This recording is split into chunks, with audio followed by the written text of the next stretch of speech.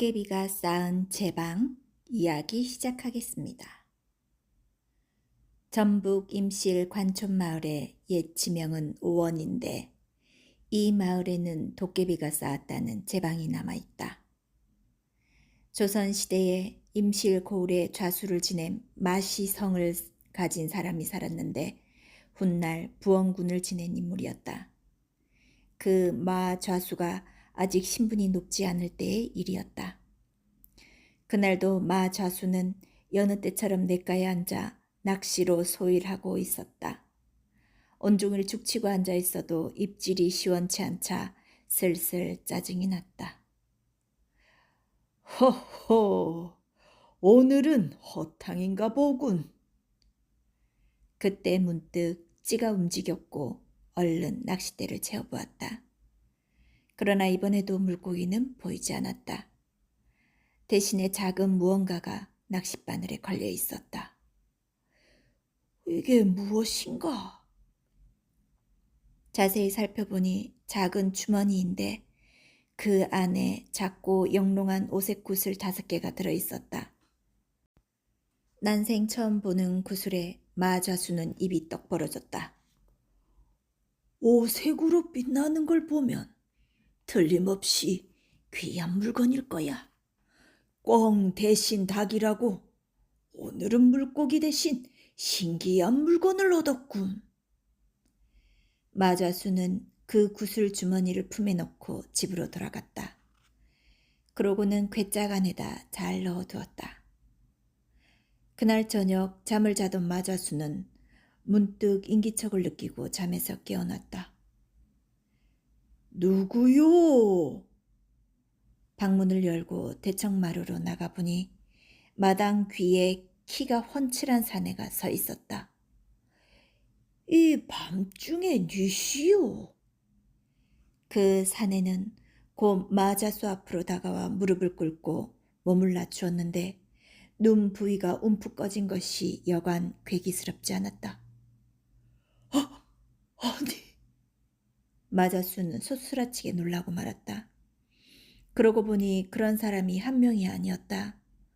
어두운 마당 끝에서 꾸역꾸역 나타나 꿇어 엎드리는 것이 마당은 물론이고 울타리 너머까지 빽빽하게 들이쳤다.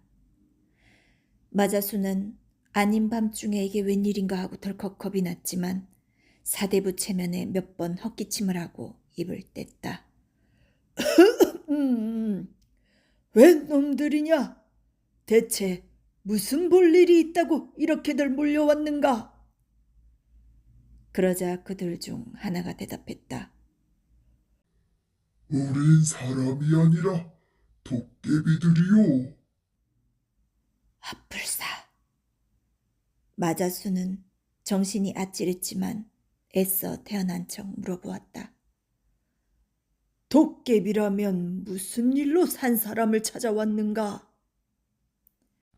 저희가 귀왕부를 잃어버렸는데 어르신께서 그걸 갖고 계시니 돌려주십사 하고 찾아왔습니다. 한 도깨비가 그렇게 말하자 나머지 도깨비들도 똑같이 따라하며 사정했다. 부디 귀왕부를 돌려주십시오. 마자수는 여전히 어리둥절했다. 아니, 귀왕부라니. 대체 그게 무슨 소린가? 어르신이 낮에 물가에서 얻으신 5개의 돌이 바로 귀왕부입니다. 마자수는 그제야 말뜻을 알 수 있었다.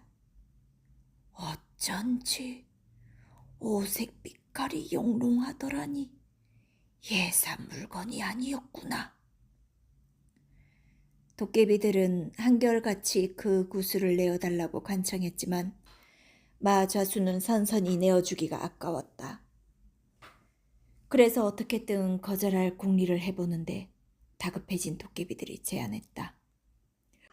어르신께서 원하는 일이라면 뭐든 들어드리겠습니다. 그러니 부디 귀왕부만은 돌려주십시오. 그때 마 좌수는 장마철마다 오원천이 범람해 마을 사람들이 큰 피해를 입고 있다는 사실을 떠올리고 이렇게 말했다. 만일 너희가 하룻밤새에 오원천에 뚝을 쌓아주면 내 그것을 내어주도록 하마. 그러자 도깨비들이 일제히 머리를 조아리면서 반드시 날이 새기 전에 제 방을 완성하겠노라 약속하고 어둠 속으로 물러갔다. 마좌수는 속으로 생각했다. 말이야 쉽지. 제깟 것들이 무슨 수로 이 한밤중에 그 큰 뚝을 쌓는단 말인가. 그런데 이튿날 날이 밝아 오원천으로 나가보니 정말로 큼지막한 석축으로 쌓은 제방이 번듯하게 완성되어 있지 않은가. 참으로 놀라운 일이다. 이렇게 큰 뚝을 하룻밤새에 쌓다니. 마을에서는 갑자기 나타난 제방 때문에 한바탕 소란이 일었고 마좌수는 주민들에게 간밤에 벌어진 일을 이야기해 주었다. 이에 사람들은 자신들의 수건 사업을 들어준 도깨비들에게 고마워하면서 구슬을 돌려줄 때 혹시 원하는 것이 없는지 물어보라고 했다. 밤이 되자 또다시 도깨비들이 몰려왔고 마좌수는 약속대로 귀양부를 내어주며 말했다. 약속대로 뚝을 쌓아주니 이제 자네들 덕분에 물난리를 피할 수 있게 되었네. 고마운 마음에 그러니 뭐 원하는 일은 없는가? 그러자 한 도깨비가 말했다.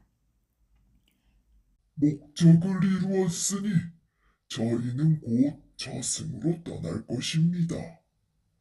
정 그러시면 이승 음식이나 한번 맛보게 콩 한 말만 삶아 주십시오.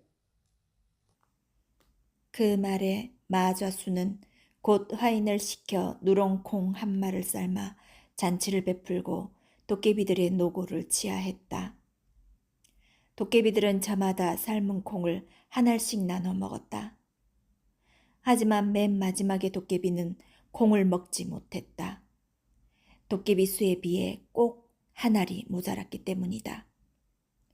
오호, 콩을 더 삶아줄 터이니 잠시 기다리게나. 그러나 그 도깨비는 고개를 가로저었다. 다시 또 콩을 삶다니요. 그걸 언제 기다립니까? 차라리 내 손으로 콩을 못 얻어먹은 값을 하지요. 삶은 콩을 먹지 못한 그 도깨비는 곧 심술을 부려 쌓아놓은 둑에서 돌 몇 개를 뽑아내어 구멍을 내놓았다. 그놈 참 성질머리하고는. 마자수는 어쩔 수 없이 하인을 시켜 그 빈 구멍을 막아두게 했다. 그 후 이 제방 덕분에 마을은 수해를 입지 않았고 임실과 남원 일대의 논에 물을 공급할 수 있어서 큰 도움이 되었다. 도깨비들이 하룻밤새 쌓은 이 뚝은 해마다 큰 장마를 겪었지만 400년이 지나도록 갓 쌓은 것처럼 멀쩡했다. 다만 콩 하나를 먹지 못한 도깨비가 심술로 빼낸 그 부분만은 아무리 단단히 메워도 홍수가 날 때마다 구멍이 뚫리곤 했다. 이에 사람들은 사람의 재주와 귀신의 재주는 엄연히 다르다고 한탄했다.